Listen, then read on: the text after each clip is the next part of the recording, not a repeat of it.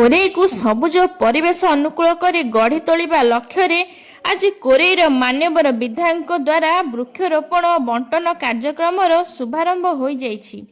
एही अभियान माध्यम परिवेश सुरक्षा सबुज कोरेई गठन एवं प्रत्येक परिवार को वृक्षरोपण पर प्रेरित करने उद्देश्य रही। कार्यक्रम में बहु संख्यार फल वृक्ष चारा रोपण करा जिबा सह साधारण लोकंको मध्य चारा बंटन करा जाउछि। एही अवसर में विधायक आकाश दास नायक कहते जे प्रकृतिर सुरक्षा एवं आगामी पीढ़ी पर सबुज परिवेश छाड़ी जिबा प्रत्येक नागरिकों दायित्व। सेथिपाई अधिकरु अधिक वृक्षरोपण करी सेगुड़िकर जत्न नेबाकू से समस्त आह्वान जणाइछन्ति।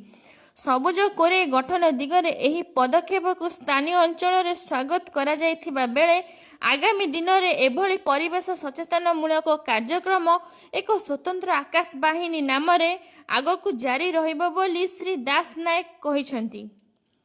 जाजपुर जितु बेहरांको रिपोर्ट न्यूज 19 ओडिशा।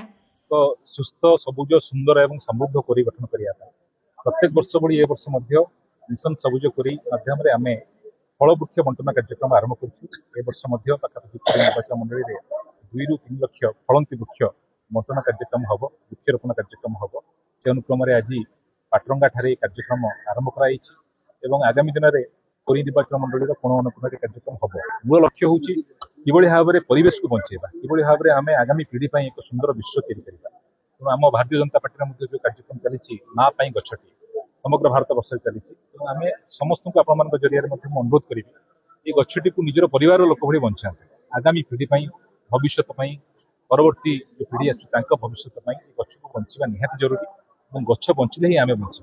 आगुला जो भल पाँच जो मो सहित अच्छा विगत दिन में अच्छा से निश्चित भाव में वृक्षरोपण कार्यक्रम आरंभ अच्छा तेणु से आज नूतन रूप से आरंभ हो कार्यक्रम आगामी दिन में आकाश वाहिनी माध्यम अनेक गुड़े सोशल वर्क हम मोर विश्वास ये कार्यक्रम आगामी दिन में आहरी व्यापक कर वर्ष पर आम उपलब्ध करवा कि भाव में आम आज दिन से सबुज सुंदर सुस्थ कोरेई गठन स्वप्न देखी निश्चित भाव में सफल।